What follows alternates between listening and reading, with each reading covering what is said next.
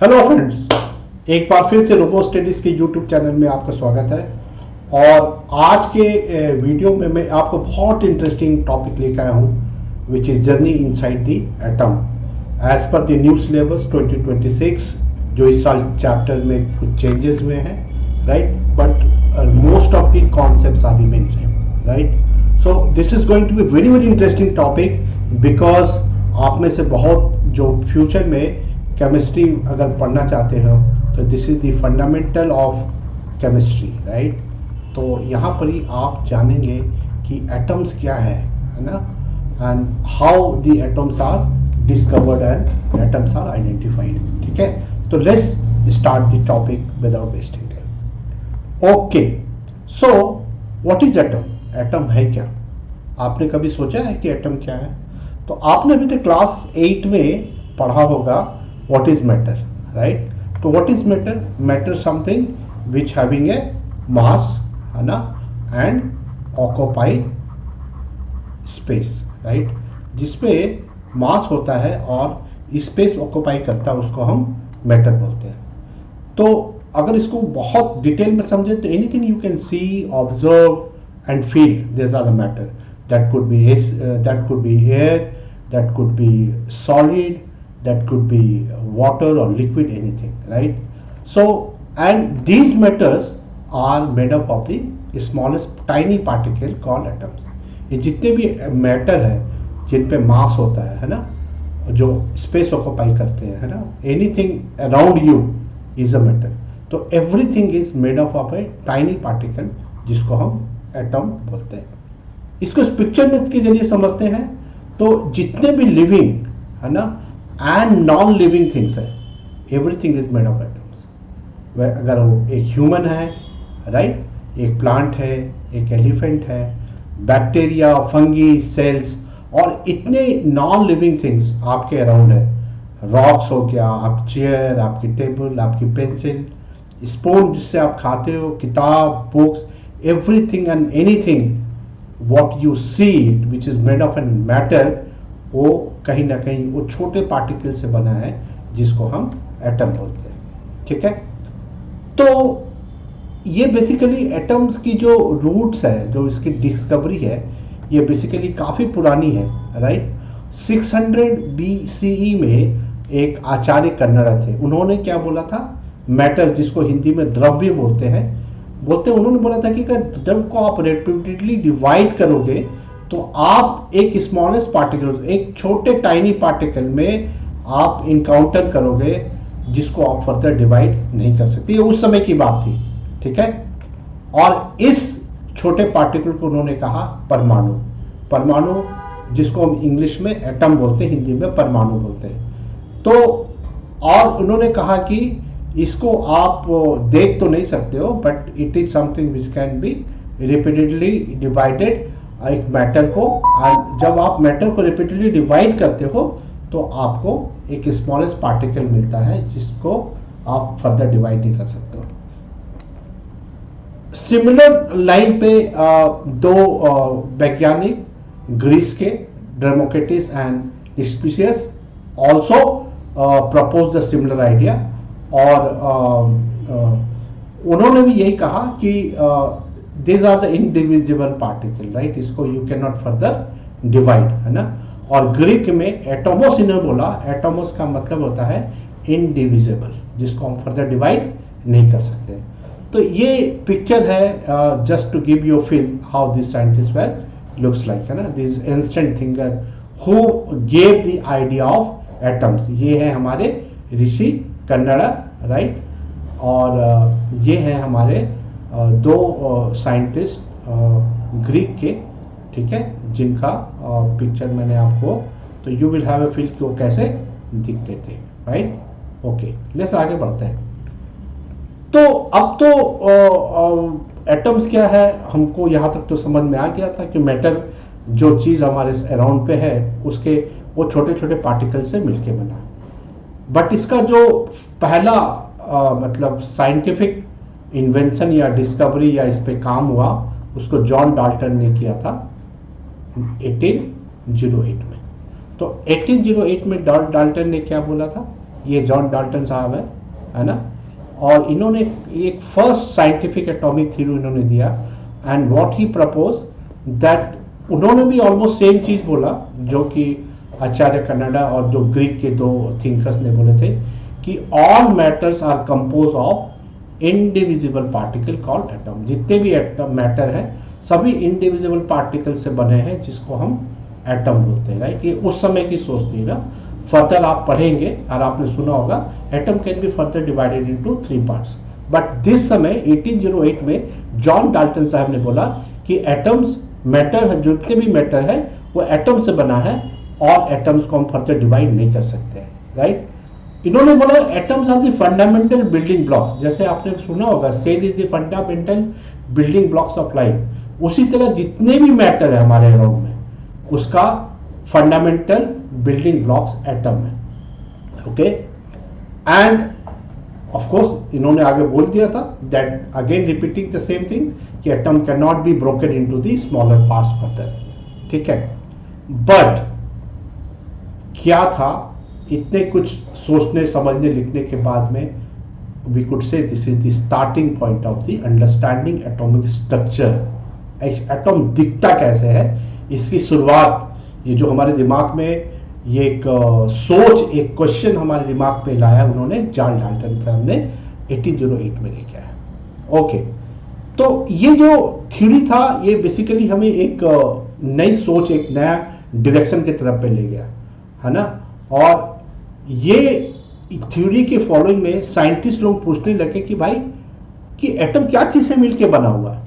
अगर matter atom से बना है तो एटम क्या चीज से बनकर बना है, तो what are the atom is made of, है ना। उसके बाद है कि एटम दिखता कैसे। अगर किसी चीज से बना है मैटर, आप जिसको बोल रहे हो चेयर, कुर्सी, table, pen, pencil, elephant, human, animal, plant, everything is matter. तो मैटर तो हम देख सकते हैं, we can see it, we can observe, we can feel. But atoms क्या चीज से बना है, वो कैसे दिखता है ना, ये एक सवाल आया। एंड और एक सवाल आया कि what makes the atom of one element different from the atom of another element, right. तो क्या चेयर का और टेबल का जो एटम होगा वो प्लांट के एटम से सेम होगा या डिफरेंट होगा, है ना। ये सारे सवाल हमारे दिमाग में आया और यही सवाल basically development of atomic models का जन्म दिया। सो this is the birth point of understanding development of atomic. यहीं से सारे लोग एटॉमिक मॉडल्स के बारे में बात करना शुरू किए। 1897 में एक साइंटिस्ट आए जिनका नाम था जे थॉमसन।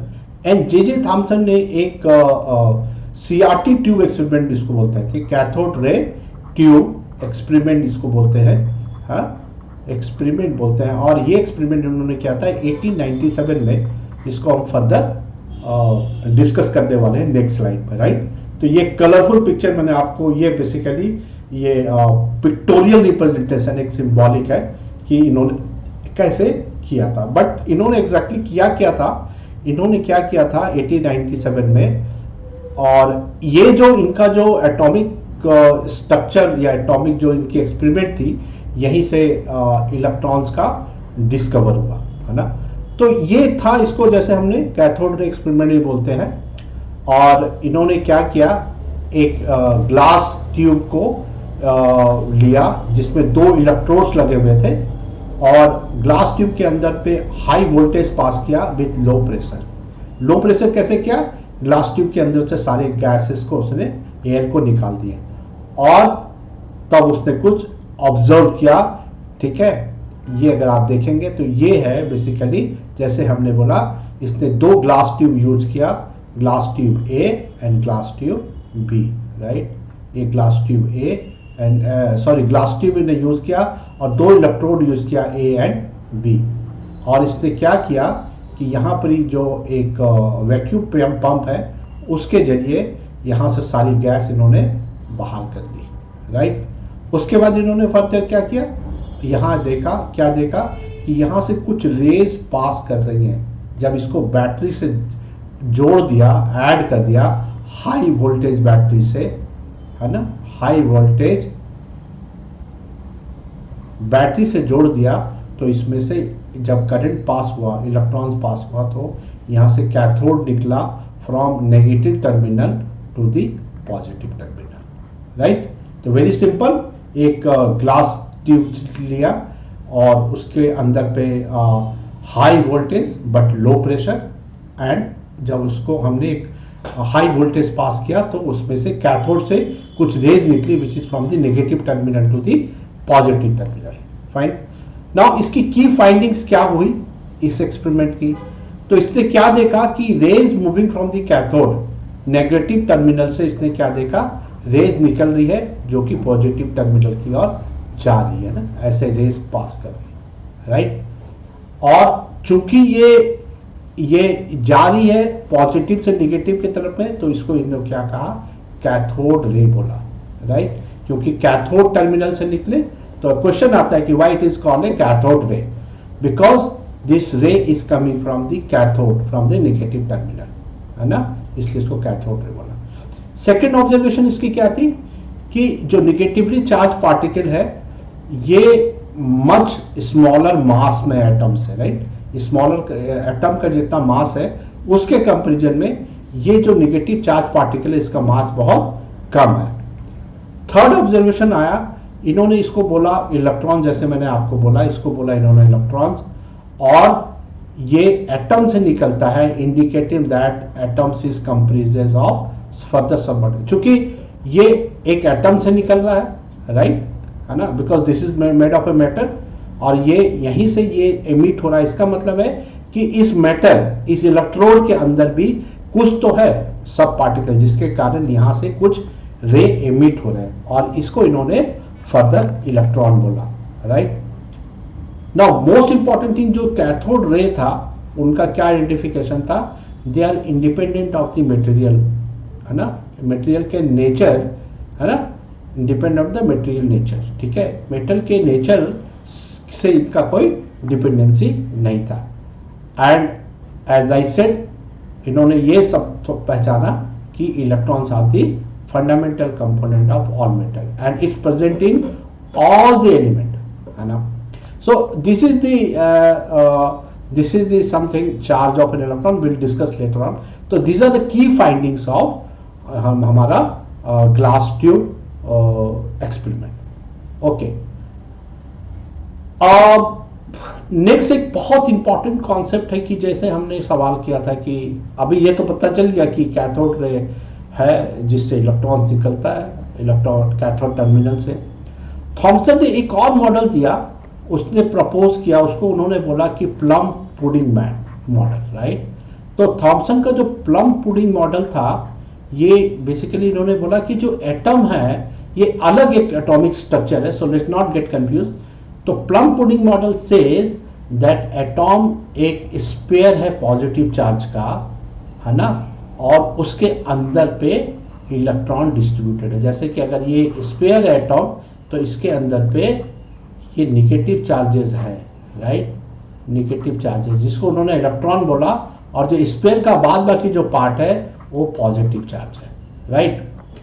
सेकंड उसने बोला कि उसने इसको कंपेयर किया पुडिंग से, प्लम पुडिंग मेथड से, ना पुडिंग, हाँ, पुडिंग के अंदर, प्लम केक के अंदर पे हम कैशियो वगैरह डालते हैं। तो उन्होंने बोला जो प्लम है उसका, जो प्लम का जो बाद बाकी हिस्सा है वो पॉजिटिव है, और उसके अंदर पे जो भी छोटे छोटे पार्टिकल्स है, जो भी हमारे नट्स वगैरह हैं, these are our negative particle. How it looks like, ये इसको इन्होंने वाटरमेलन से भी कंपेयर किया, है ना। वाटरमेलन का भी इन्होंने एक एग्जांपल लिया, जैसे वाटरमेलन को जब आप काटोगे तो watermelon also looks like same, है ना। ये रेड पार्ट होता है वाटरमेलन का, आपने कभी काटा है, और इसके अंदर ऐसे से काले काले सील होते हैं। तो उन्होंने इसको भी वाटरमेलन से कंपेयर किया कि वाटरमेलन का जो गोल स्फीयर पार्ट है वो सारे पॉजिटिव है, राइट, और जो छोटे छोटे नट्स है इसको हम बोलते हैं नेगेटिव पार्टिकल्स, राइट। और ये बेसिकली ये फर्स्ट जेन्युइन अटेम्प्ट था, है ना, किसको दिखाने के लिए। ये और बात है कि ये बिल्कुल पूरी तरीके से ठीक नहीं था, ये बिल्कुल करेक्ट नहीं था, but it was, we could say this is the first genuine attempt to describe how atom की पॉजिटिव एंड नेगेटिव चार्जेस आपस में एक साथ में मिलजुल के रहते हैं, राइट। इसको आप इस पिक्चर से अच्छे से समझ सकते हो कि देखो ये प्लम पुडिंग में आप देख रहे हो, ये जो एस्पियर का जो पुडिंग का जो पार्ट है, दूसरा पार्ट है, इसको इन्होंने बोला पॉजिटिव और बाद बाकी छोटे छोटे पार्टिकल। सिमिलरली वाटरमेलन में इन्होंने क्या बोला, the red part of the watermelon, right. This is more easy to understand because हम सारे लोग वाटरमेलन खाते ही खाते हैं कहीं ना कहीं, तो this is more easy to understand कि ये वाटरमेलन का जो रेड पार्ट है वो पॉजिटिव चार्जेस है एंड जो इसके सीड है दीज आर नेगेटिव है। तो इन्होंने क्या एनालॉजी का इस्तेमाल किया, इन्होंने इस्तेमाल किया वाटरमेलन का जो रेड पल्प है ना, वो पॉजिटिव चार्ज है एंड जो सीड है वो नेगेटिव चार्ज है। एंड उन्होंने ये बोला प्लम पुडिंग में जो पुडिंग है वो पॉजिटिव चार्ज है, प्लम्स जो है वो इलेक्ट्रॉन से वो नेगेटिव चार्जेस है। और basically as I said this is the first genuine effort जिसमें थॉमसन ने प्लम पुडिंग मॉडल को लेके समझाया कि how the positive and negative charges they stay together, एक कैसे एक साथ में रहते हैं। Fine, okay, so this is the first genuine effort as I said, okay. Now अब इसको टेस्ट करने के लिए जरूरी था बिकॉज पॉप पुडिंग मॉडल था या वाटरमेलन मॉडल था, तो इसको टेस्ट करने के लिए बेसिकली 1911 में रदरफोर्ड ने एक गोल्ड फॉयल एक्सपेरिमेंट किया, राइट। और उस एक्सपेरिमेंट में उन्होंने क्या किया, एक गोल्ड फॉयल लिया और गोल्ड फॉयल के ऊपर इन्होंने अल्फा रे है ना, एक रेडियो एक्टिविटी सोर्स से अल्फा रे इस पे हमने बम्बार्ड किया है ना, हमने छोड़ा गोल्ड पे, राइट। तो अल्फा रे क्या होता है, ये पॉजिटिव चार्ज पार्टिकल्स होते हैं, राइट। और ये यहाँ एक हीलियम एटम को इन्होंने लिया जिसमें 2 प्रोटॉन एंड 2 न्यूट्रॉन होते हैं। ये हम डिस्कस करेंगे, अभी अगर आप कंफ्यूज है तो बस इतना आप समझ लीजिए। इन्होंने एक हीलियम एटम को लिया, हाँ, जिसके न्यूक्लियस में 2 प्रोटॉन एंड 2 न्यूट्रॉन है, और यहाँ इसको यूज करके इसने अल्फा पार्टिकल जनरेट किया। और इस अल्फा पार्टिकल जो यहाँ से निकलता है हीलियम एटम के न्यूक्लियस से, इसको इसने पास कराया गोल्ड फॉयल पे, एंड इस गोल्ड फॉयल पे पास करा के इन्होंने देखना चाहा, एक्सपेरिमेंट किया। इसकी फाइंडिंग हम आगे देखेंगे कि इसकी फाइंडिंग क्या हुई, बट अभी आपने ये सेटअप समझ लो। इस सेटअप में इन्होंने गोल्ड फॉयल लिया और एक अल्फा पार्टिकल्स का न्यूक्लियस में जिसमें 2 प्रोटॉन और 2 न्यूट्रॉन है, उसको लेके इस गोल्ड फॉयल में इन्हें अल्फा रेट को क्या किया, फायर किया, राइट। जब इन्होंने ऐसा किया तो इनकी कुछ तो एक्सपेक्टेशन रहेगी, या तो वो स्ट्रेट पास कर जाएंगे या तो लौट के आएंगे या जो भी होगा, रे। तो बट एक्चुअली हुआ क्या, तो जब इसने अल्फा पार्टिकल जो पॉजिटिव चार्ज आयरन है, आयंस है या चार्ज है, उसको जब इसने गोल्ड फॉयल पे बम्बार्ड किया, तो इसने देखा कि मोस्ट ऑफ द रे pass through straight, most of the रे इसमें स्ट्रेट पास कर गए, राइट। सेकंड क्या है, सम चार्ज और कुछ जो थे उसमें डिफ्लेक्ट करके, सारे नहीं पास किए, कुछ तो पास कर गए और कुछ वहां से डिफ्लेक्ट करके, सम सारे नहीं, और कुछ एक 10-20 हजार में से एक जो है वो बाउंस बैक है, जिस डायरेक्शन में गया था उसी डायरेक्शन में वापस आ गया, राइट। तो इसमें 3 कंडीशन हुआ, सारे गोल्ड फॉयल में जो भी अल्फा पार्टिकल पास किया था सारे पास कर गए, मोस्ट ऑफ देम पास कर गए, कुछ डिफ्लेक्ट कर गया अपने पास से, स्ट्रेट पास नहीं किया, थोड़ा से मुड़ गया, डिफ्लेक्ट करके मैंने अपने पास से डेविएट कर गया, और कुछ जो है वो बाउंस बैक कर गया, राइट। तो इसका क्या कंक्लूजन निकाला रदरफोर्ड ने, तो इन्होंने बोला कि चूंकि पास कर गया है तो most of the atom is empty space, right, as most alpha particle pass through the gold foil without any deflection.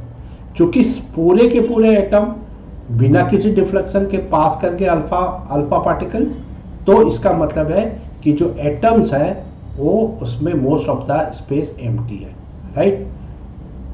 Atoms के जो, अब इसने देखा एक जो इसके मिडिल से वापस चला गया, ये इसको इसने न्यूक्लियस बोला, और बोला कि nucleus is dense containing all positive charge and most of the mass. अब इन्होंने ये बोला कि चूंकि इसमें से अल्फा पार्टिकल पॉजिटिव था, और हमको पता है कि सेम जो चार्ज होता है वो रिपेल होता है, राइट।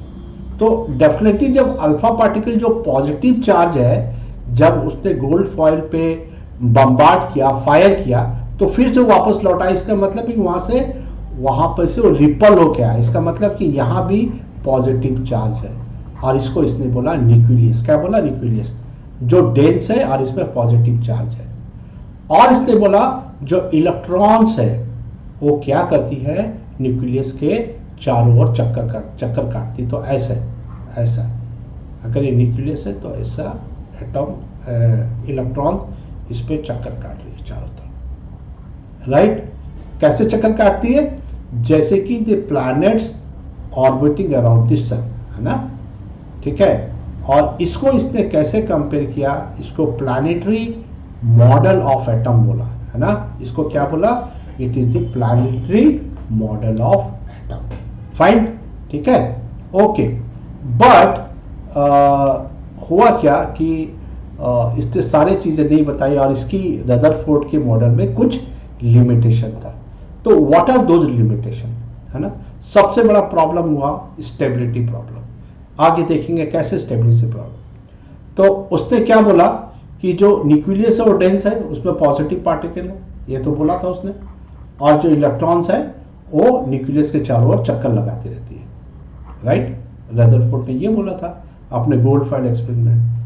लेकिन अब चूंकि ये जो पार्टिकल्स है they are moving in a circular path, लगातार चल रही है ना।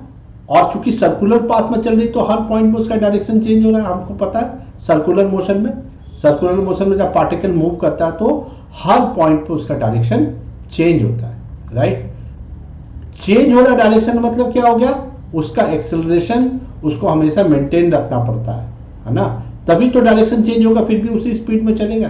तो क्या बोला था? Particles moving in a circular path is constantly changing direction, which means it is accelerating. और अगर ये एक्सेलरेट कर रहा है न्यूक्लियस के चारों ओर, तो इसका मतलब है कि वो एनर्जी भी लूज कर रहा है, राइट। तो बोला if the particle keeps accelerating around the nucleus it would lose energy. ऐसा होगा, जरूर होगा, राइट। अगर आएगा तो फ्रिक्शन होगा, बहुत सारी चीजें होंगी जिससे एनर्जी लूज करेगा, क्योंकि हर डायरेक्शन में वो अपना हर पॉइंट में अपना डायरेक्शन चेंज कर रहा है और एक्सेलरेट कर रहा है, राइट। इसका मतलब क्या है कि अगर ये चक्कर लगाते लगाते अगर एनर्जी लूज कर रहा तो एक बार आएगा यहां पर आके यहां गिर जाएगा, it will fall into the nucleus, right. लेकिन ऐसा तो नहीं होता है। ऐसा क्यों नहीं होता है? क्योंकि अगर न्यूक्लियस ही गिर जाएगा तो खत्म हो जाएगा, पॉजिटिव और नेगेटिव जीरो हो जाएंगे। तब ये जीरो हो जाएगा तो इसका मतलब क्या है? एटम्स का एग्जिस्टेंस ही खत्म हो जाएगा। जब एटम का एग्जिस्टेंस खत्म होगा तो मैटर का एग्जिस्टेंस खत्म हो जाएगा। Fine. So this is the one of the most limitation of Rutherford, right. क्योंकि उसने क्या बोला? पार्टिकल्स तो मूव कर रहे हैं, और मूव कर रहे हैं सर्कुलर पाथ में, तो कॉन्स्टेंटली अपना डायरेक्शन चेंज कर रहे हैं। इसका मतलब वो एक्सेलरेट कर रहे हैं, क्योंकि अगर कोई चीज सर्कुलर मोशन में है तो एक्सेलरेट करेगा, राइट, है ना। यही ना बोला उसने, ठीक है। अगर ऐसे घूम रहे हैं, लगातार घूम रहा है ना, तो घूम रहा है तो एक्सेलरेट करेगा। जब एक्सेलरेट करेगा तो एक्सेलरेट करेगा तो एनर्जी लूज करेगा, तो एनर्जी लूज करेगा तो घूमते एक समय आएगा कि वो न्यूक्लियस में गिर जाएगा, और न्यूक्लियस में गिर जाएगा तो एटम का एग्जिस्टेंस ही खत्म हो जाएगा।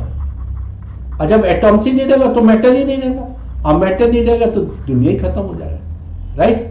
और मास can not be created not destroy. हमने ये पढ़ा कि एटम में क्या होता है? मास होता है, और अगर मास ही खत्म हो जाएगा सब कुछ खत्म हो जाएगा। तो ये एक इसका मतलब है कि ऐसा होता नहीं है, क्योंकि एटम स्टेबल है, राइट। और इसीलिए हमने बोला, लोगों ने माना कि रदरफोर्ड का जो मॉडल था वो इनकम्प्लीट था, राइट। अब यहाँ पर ही 1911 में एक और चीज़ हुई थी, प्रोटॉन का डिस्कवर हुआ था। क्या डिस्कवर हुआ था? तो हमने क्या देखा था कि न्यूक्लियस जो है गोल्ड फॉइल में, जब हम बम्बार्ड करते थे गोल्ड फॉइल में, तो कुछ हमारा बाहर आ जाता था, वापस लौट के आ जाता था। और इसको हमने क्या बोला था, ये न्यूक्लियस है और इसमें पॉजिटिव पार्टिकल है। तो वही बोला, जो न्यूक्लियस है इस कैरीज पॉजिटिव चार्जेस, है ना, which come from the particle called proton, और इसका नाम इसने लिया प्रोटॉन, है ना। यहीं से प्रोटॉन का डिस्कवर हुआ। सेकंड क्या था? आप बोला जो प्रोटॉन है, ये बोला it is much heavier than electron, right. जो प्रोटॉन है इलेक्ट्रॉन से ज्यादा हेवी है और much heavier than electron and possess equal but opposite charge, है ना। इलेक्ट्रॉन्स में अगर निगेटिव है तो इसमें पॉजिटिव चार्ज है, राइट। पहला बोला कि इसमें पॉजिटिव चार्ज है, राइट, और कहाँ से आता है? न्यूक्लियस से आता है, राइट, इसलिए इसका नाम प्रोटॉन रखा। और ये जो चार्ज है प्रोटॉन का इलेक्ट्रॉन के चार्ज के बराबर होता है बट अपोजिट साइड में होता है, राइट। और an atom is equally neutral, equally neutral, जितने भी एटम होते हैं इक्वली इलेक्ट्रिकली न्यूट्रल होते हैं। तो इलेक्ट्रिकली न्यूट्रल का क्या मतलब हो गया कि जितने नंबर ऑफ पॉजिटिव चार्जेस होंगे उतने नंबर ऑफ नेगेटिव चार्जेस, यानी number of proton will be equal to number of electron in any atom, and that is the reason why called, question आता है कि why atoms are called electrically neutral, because in atoms number of protons will be always equal to number of electrons, right। तो ये example हमने देखा helium atom का और sodium atom का। तो हीलियम एटम में हमने देखा प्रोटॉन 2 है और न्यूट्रॉन 2 है। तो 2 प्रोटॉन और 2 न्यूट्रॉन है, तो इस पे क्या होगा, जितने प्रोटॉन है ना, 2 पॉजिटिव है और 2 निगेटिव है। तो ये क्या हो गया, इसको हम बोलेंगे they are electrically neutral, right. Similarly sodium में देखेंगे, सोडियम में भी 11 प्रोटॉन है एंड 11 इलेक्ट्रॉन है। तो total number of total positive is equal to total negative, right. समझ में आ गया? Okay, let's go to further. एक तो वो हुआ। अब हमने क्या देखा था वहां पर ही, हमने ये देखा था जो रदरफोर्ड है, रदरफोर्ड साहब ने बोला कि जो एटम्स का जो सेंटर है उसको हम न्यूक्लियस बोलते हैं, जिसपे पॉजिटिव चार्ज होता है और इलेक्ट्रॉन्स इसके चारों ओर चक्कर लगा रही है, राइट, जिसका नेगेटिव चार्ज है, राइट। और उसने क्या बोला कि ये कॉन्स्टेंटली मूव कर रही है। अगर कॉन्स्टेंटली चक्कर लगा रही है तो हमने बोला, और चूंकि ये सर्कुलर मोशन में, तो हर पॉइंट में उसका डायरेक्शन चेंज हो रहा है और एक समय ऐसे आएगा कि ये यहाँ पर आके गिर जाएगा। बट ऐसा नहीं होता है, क्योंकि अगर ऐसा होता तो एटम्स का एग्जिस्टेंस खत्म हो जाता है। तो इसको प्रॉब्लम को सॉल्व किसने किया? इस प्रॉब्लम को सॉल्व किया नील बोर नाम के एक साइंटिस्ट ने 1913 में, जस्ट 2 साल के बाद ही किया, राइट। तो उसका क्या प्रपोजल बोला? तो उसने ये बोला जो इलेक्ट्रॉन्स है वो चक्कर तो काटती है बट एक फिक्स सर्कुलर पाथ है उसका, जिसको हम स्टेशनरी स्टेट में उसको ऑर्बिट या सेल बोलते हैं, राइट। चक्कर तो काटती है, ऐसे चक्कर काटती है, तो ये जो इसी को बोलते हैं हम ऑर्बिट। ये सब ऑर्बिट्स है, orbit 1, orbit 2, right, 1 orbit 2 orbit, ऐसा अभी फोर्स से मान लीजिए। तो इलेक्ट्रॉन इस ऑर्बिट पे चक्कर काटती है, फिक्स स्टेशनरी पाथ है, नील बोर ने ये बोला। सेकंड इसने बोला कि ईच सेल, मतलब हर ऑर्बिट का एक डेफिनाइट अमाउंट ऑफ एनर्जी होता है ना, है ना, और उसको हमने बोलते हैं एनर्जी लेवल। तो इस ऑर्बिट को सेल भी बोलते हैं और इसको हम एनर्जी लेवल भी बोलते हैं। सेकंड बोल रहा है, इन्होंने क्या बोला कि this shells are represented by a English alphabet called K, L, M, N and so on. तो पहला ऑर्बिट K बोला, सेकंड ऑर्बिट को बोला L, थर्ड को बोला M एंड n को बोला फोर्थ, जहां पर n इज इक्वल टू 1 2 3 4 5 ऐसे ही है, राइट, ओके। एंड और इसके बाद जो बोला, इसने क्या बोला, इसने ये बोला कि the energy of this level increases as we move away from the nucleus.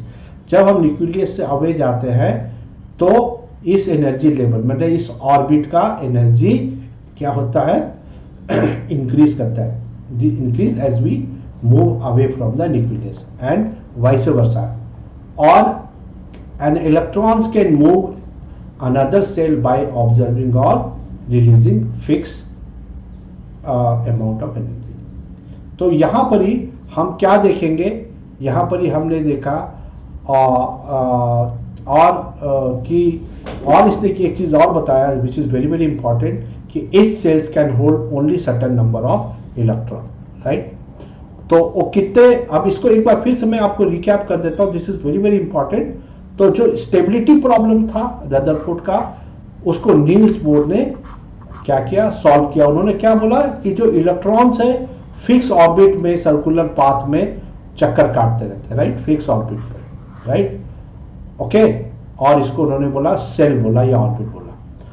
इसको हम एनर्जी लेवल ही बोलते हैं क्योंकि इनका एक डेफिनाइट एनर्जी होता है हर ऑर्बिट का, और हर ऑर्बिट को उसने एक नाम दिया KLMN। और पहला ऑर्बिट को बोला K, दूसरा ऑर्बिट को L, तीसरा ऑर्बिट को M एंड सो फॉर्थ। और जैसे हम ऑर्बिट न्यूक्लियस से दूर भागते हैं तो ऑर्बिट का लेवल एनर्जी क्या होता है, इंक्रीज करता है, ठीक है। The energy of this level increases as we move away from the nucleus and electrons can move another shell by. ये जब करेंगे, कब जब करेगा, जब या तो ऑब्जर्व करे या रिलीज करे। और हर सेल में फिक्स नंबर ऑफ इलेक्ट्रॉन रहता है। नंबर ऑफ इलेक्ट्रॉन will be depend upon a formula called 2n², right, when n is equal to orbit number, right. तो कैसे होगा, तो पहला सेल पे इन फर्स्ट सेल में कितने इलेक्ट्रॉन होंगे, 2n² के हिसाब से 2 × 1 का square which is 2 × 1 is equal to 2।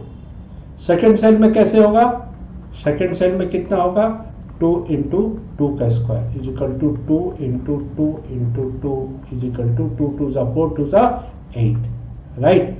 तो इसी तरीके से हम नंबर ऑफ उनके fix number of maximum number of electron. आगे बेसिकली नील्स बोर ने हमें ये भी बताया था कि the electrons they moves around orbit of the cell, जिसको हम एनर्जी लेवल बोलते हैं, राइट। तो ये हैते कैसे हैं, राइट।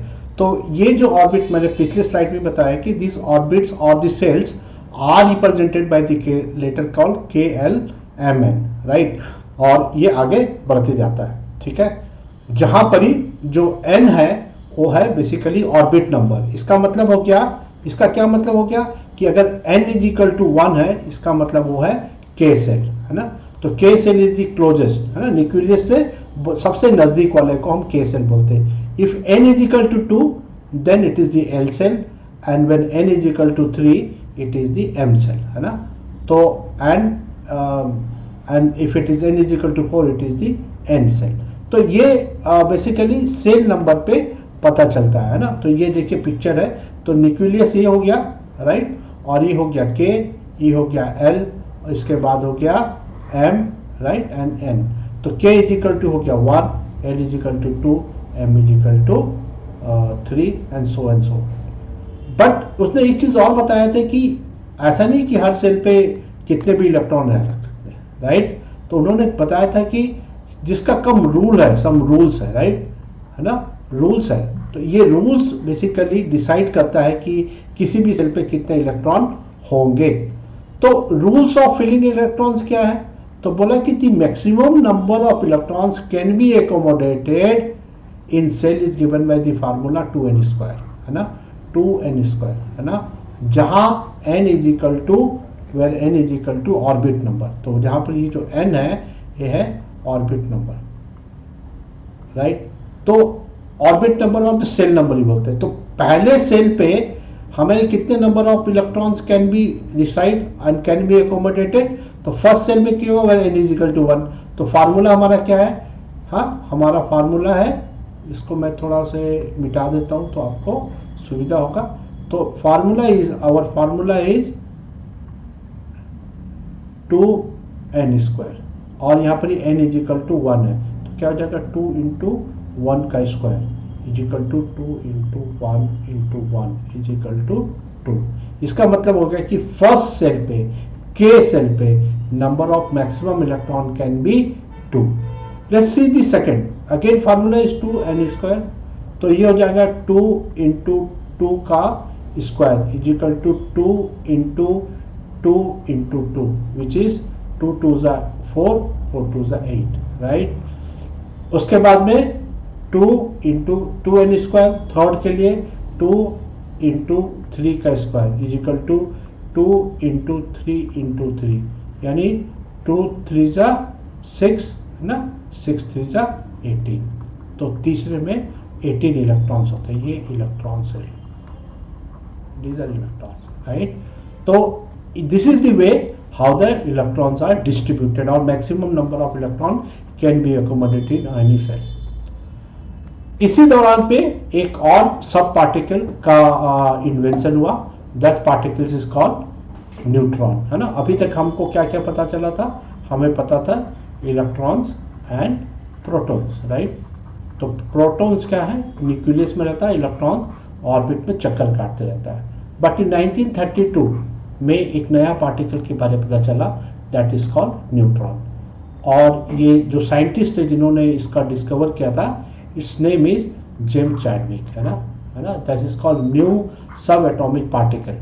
तो व्हाट इज दैट, उसने क्या बोला, जो नया पार्टिकल है, जो डिस्कवरी उन्होंने न्यूट्रॉन का किया, सब एटॉमिक पार्टिकल, उसका बोला its mass is nearly equal to proton but has no electric charge. उसमें मास तो होता है बट उसमें कोई चार्ज नहीं होता है।